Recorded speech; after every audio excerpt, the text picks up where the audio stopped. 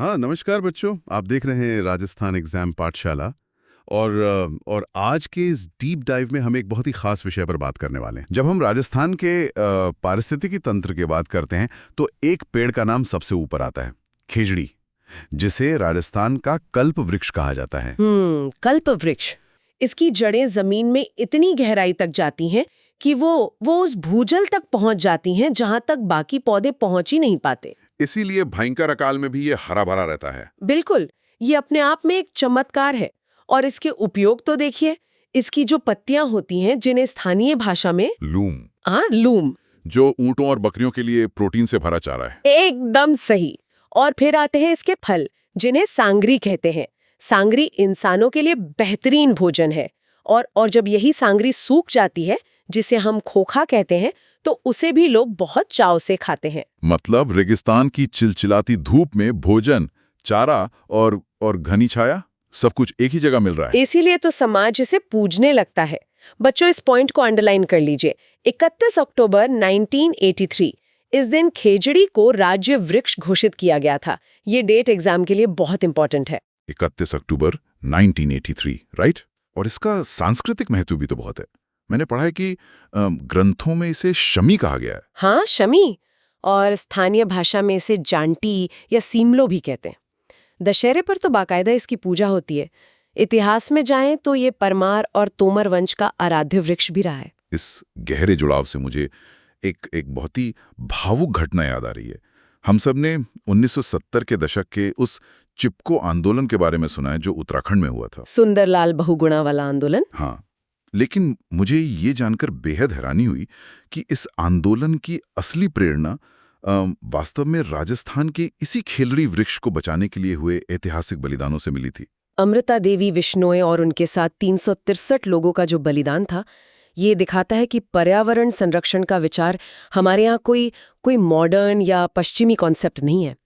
जब आपका अस्तित्व किसी पेड़ से जुड़ा हो तो उसे बचाना मतलब खुद को बचाने जैसा होता है।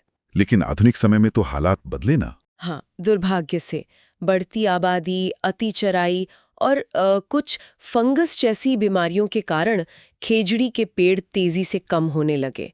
इसीलिए 1991 में सरकार को ऑपरेशन खेजड़ा चलाना पड़ा। तो क्या ये ऑपरेशन खेजड़ा सिर्फ नए पेड़ लगाने के लिए था? नहीं, ये विशेष रूप से इस अमूल्य वृक्ष के संरक्षण के लिए एक पूरा इकोलॉजिकल रेस्क्यू मिशन था।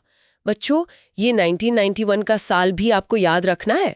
ये सीधा सवाल बन सकता है। चलिए अब एक और राज्य प्रतीक की बात करते हैं, रोहिड़ा, जिसे राज्य पुष्प भी उसी दिन यानी 31 अक्टूबर 1983 को ही घोषित किया गया था। बिल्कुल, रोहिड़ा, जिसे मरुस्थल का सागवान या मरुटीका भी कहा जाता है। हाँ। अगर हम रेगिस्तान से थोड़ा आगे अरावली के ढलानों और पठारी इलाकों की तरफ चलें तो हमें कुछ ऐसे पेड़ मिलते हैं जो अर्थव्यवस्था को चलाते हैं, जैसे ढाक या पलाश का पेड़। पलाश, जिसे जंगल की ज्वाला या फ्लेम ऑफ द फॉरेस्ट भी कहा जाता है। ये नाम सुनकर ही दिमाग में एक तस्वीर बन जाती है। चित्तौड़गढ़ के मैदानी और पठारी भागों में पाया जाता है, जहां जहां धरातल बहुत कठोर और पथरीला होता है।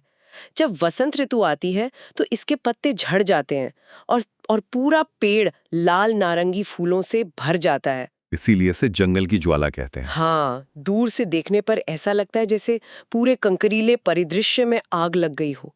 और इसके साथ ही इसकी लकड़ी का उपयोग जलाने और कोयला बनाने में भी खूब होता है। अब उद्योगों की बात निकली है तो साल या सालर वन की बात करते हैं। ये 450 मीटर से अधिक ऊंचाई पर अरावली की ढलानों पर पाए जाते हैं, विशेषकर उदयपुर और राजसमंद में। बिल्कुल। यहाँ मेरा एक विश्लेषणात्मक सवाल है।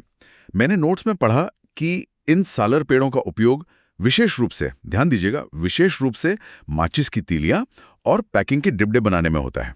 आखिर क्यों? ये एग्जाम के नजरिए से बहुत बहुत अच्छा सवाल है। बच्चों, इसे ध्यान से सुनिए। किसी भी लकड़ी का उपयोग उसके सेल्यूलर स्ट्रक्चर यानी उसकी आंतरिक संरचना पर निर्भर करता है। मतलब उसकी बनावट कैसी है? हाँ, माचिस या पैकिंग के डिब्बे बनाने के लिए आपको ऐसी लकड़ी चाहिए जो वजन में हल्की हो, मुलायम हो, लेकिन इतनी लचीली हो कि आसानी से टूटे नहीं। सालर की लकड़ी की बनावट कुछ वैसी ही होती है। अगर मैं इसे एक एनालॉजी से समझूं, जैसे मधुमक्खी का छत्ता होता है, हल्का लेकिन अपने स्ट्रक्चर की वजह से बहुत मजबूत। एकदम सटीक एनालॉजी। इसे बहुत ही पतली परतों या विनियर में आसानी से छीला जा सकता है, जो माचिस उद्योग की सबसे पहली जरूरत है। अगर आप रोहिड़ा की सख्त लकड़ी से माचिस की तीली बनाएंगे तो वो काम ही नहीं करेगा। प्रकृति ने हर उद्योग के लिए कच्चा माल पहले से सोच कर रखा है। और हाँ, ये वन गोंद के भी बहुत अच्छे स्रोत है ना। बिल्कुल।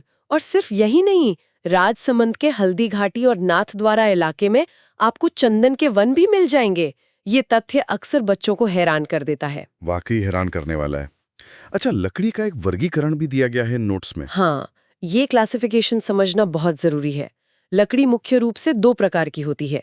पहली है इमारती लकड़ी यानी टिम्बर। जिससे जिससे घर या फर्नीचर बनते हैं। सही, जैसे सागवान, रोहिड़ा, सालर और शीशम।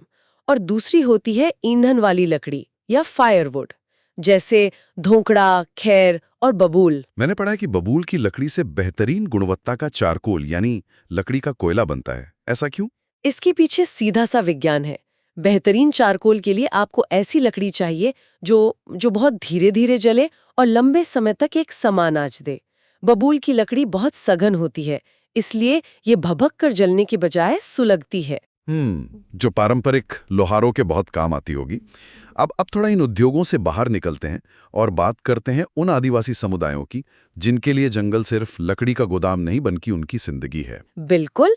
और यहाँ सबसे अहम नाम आता है बांस का, जिसे आदिवासियों का हरा सोना कहा जाता है। बांस उदयपुर, बांसवाड़ा और चित्तौड़गढ़ में ये खूब होता है और ये विश्व की सर्वाधिक तेज बढ़ने वाली घास है। हाँ, ध्यान रहे, तकनीकी रूप से ये पेड़ नहीं बल्कि घास है। और इसी वजह से एक बहुत बड़ा नीतिगत बदलाव भी हमें देखने को मिला। वो 2006-07 वाला बदलाव। हाँ, 2006-07 के राष्ट्रीय बांस मिशन का नाम बदलकर 2015-16 में राष्ट्रीय कृषि वानिकी एवं बांस मिशन कर दिया गया। इसमें कृषि वानिकी यानी एग्रोफॉरेस्ट्री शब्द जुड़ने का क्या मकसद रहा होगा? मकसद ये था कि बांस को जंगल से निकालकर कृषि से जोड़ा जाए। अब किसान इसे अपनी जमीन पर एक कमर्शियल फसल की तरह उगा सकते हैं। इससे आदिवासियों और किसानों को एक स्थायी आय का साधन मिल गया है। एक तरह से उन्हें सशक्त बनाने की कोशिश। लेकिन सशक्तिकरण की बात करें तो मेरे सामने एक ऐसा तथ्य है जो मुझे थोड़ा थोड़ा उलझन में डाल रहा है। अच्छा, क्या है वो? ये बात है तेंदू पत्ते की, जिसे स्थानीय रूप से टिमरू कहते हैं। इससे बीड़ी बनाई जाती है, विशेषकर झालावाड़, बारा और बांसवाड़ा में। बीड़ी उद्योग। हाँ, लेकिन 1974 में सरकार ने तेंदू पत्तों का राष्ट्रीयकरण कर दिया।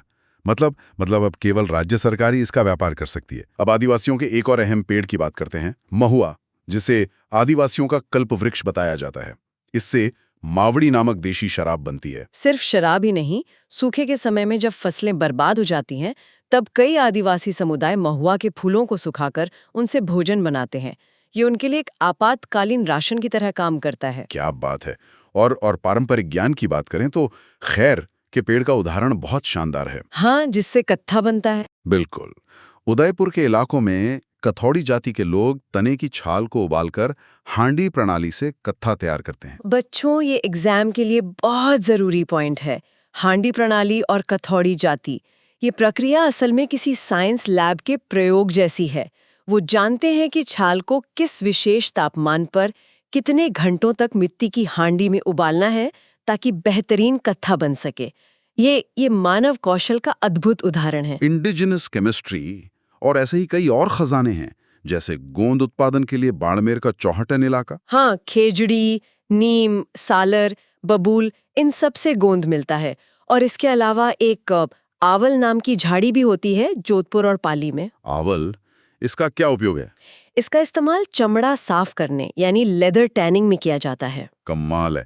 अब मैं श्रोताओं का ध्यान कुछ ऐसे चौंकाने वाले तथ्यों की ओर खींचना चाहता हूं जो राजस्थान के परिदृश्य से बिल्कुल भी मेल नहीं खाते लगते। मैं समझ रही हूँ आप किस तरफ इशारा कर रहे हैं। शहतूत के पेड़ और रेशम की खेती। जब मैंने पढ़ा कि राजस्थान में शहतूत के पेड़ों पर रेशम के कीड़े पाले जाते हैं तो मैं सच में हैरान रह गया। इस टसर पद्धति के बारे में जानकर तो ये धारणा ही टूट जाती है कि राजस्थान में केवल कांटेदार पेड़ हैं। यही तो इकोसिस्टम की खूबसूरती है। राजस्थान में ऐसे कई माइक्रोक्लाइमेट हैं जहां नमी का स्तर रेशम के कीड़ों के लिए बिल्कुल अनुकूल होता है। टसर सिल्क एक तरह का जंगली रेशम है। और कला की बात करें तो राजस्थान की विश्व प्रसिद्ध कठपुतलियां वो किससे बनती हैं? आड़ू के पेड़ से? बिल्कुल, आड़ू की लकड़ी से। आड़ू ही क्यों? क्या कोई और लकड़ी नहीं चल सकती? कठपुतली के लिए आपको ऐसी लकड़ी चाहिए जो बहुत हल्की हो, ताकि नचाने वाले की उंगलियों पर जोर ना पड़े और जिसे आसानी से तराशा जा सके, बिना उसके टूटे या चटके। आड़ू की लकड़ी इसके लिए एकदम परफेक्ट है। और जहाँ कला है वहाँ औषधियां भी हैं। जंगलों में अर्जुन वृक्ष और अश्वगंधा जैसे पौधे मिलते हैं। हाँ, झालावाड़ और उदयपुर में अर्जुन वृक्ष और कोटा संभाग में तो अश्वगंधा की बाकायदा खेती होती है। ये हमारी रोग प्रतिरोधक क्षमता बढ़ाती है। अब मैं उस तथ्य पर आता हूं जो सच में विस्मयकारी है। अजमेर में कल्पवृक्ष के 2 पेड़ हैं और उनकी उम्र बताई जाती है 1000 साल। हाँ, अजमेर के पास मांगलियावास में 1000 साल तक सरवाइव करना सिर्फ एक जैविक चमत्कार नहीं है, ये इस बात का प्रमाण है कि समाज ने उन्हें कैसे संरक्षित किया है। मतलब सांस्कृतिक संरक्षण। बिल्कुल। वहाँ हरियाली अमावस्या का मेला लगता है। जब कोई समुदाय किसी पेड़ को पवित्र मान लेता है तो वो उसे पीढ़ियों तक बचा लेता है। और किसी भी क्षेत्र के इकोसिस्टम को पूरी तरह समझने के लिए वहाँ की भाषा को समझना भी बहुत जरूरी है। नोट्स में कुछ बहुत ही दिलचस्प राजस्थानी शब्द थे। हाँ, बच्चों, ये शब्दावली डायरेक्ट परीक्षा में पूछी जाती है, इसे ध्यान से नोट करें। जैसे एक शब्द है रखत। रखत का मतलब होता है बिना जुता हुआ खेत। और कांकड़ का मतलब है खेतों की वो सीमा जिसमें पेड़ लगे हों। मतलब बाउंड्री पे पेड़ लगाना। हाँ, ये एक तरह का पुराना जोनिंग लॉ है, ताकि मिट्टी का कटाव रुके। और इसी तरह डांग और रूढ़ शब्द हैं जिनका सीधा संबंध वनों के संरक्षण से है। ये बताते हैं कि वन संरक्षण राजस्थान की मूल संस्कृति में सदियों से बसा हुआ है। तो अगर आज की इस चर्चा को हम समेटें तो हमने देखा कि कैसे खेजड़ी की पत्तियों से लेकर आड़ू की कठपुतलियों तक और 1000 साल पुराने पेड़ों से लेकर कत्थे की हांडी तक राजस्थान की वनस्पति ही वहां के जीवन का असली आधार है। आप सभी का इस ज्ञानवर्धक डीप ड्राइव में हमारे साथ जुड़ने के लिए बहुत बहुत धन्यवाद।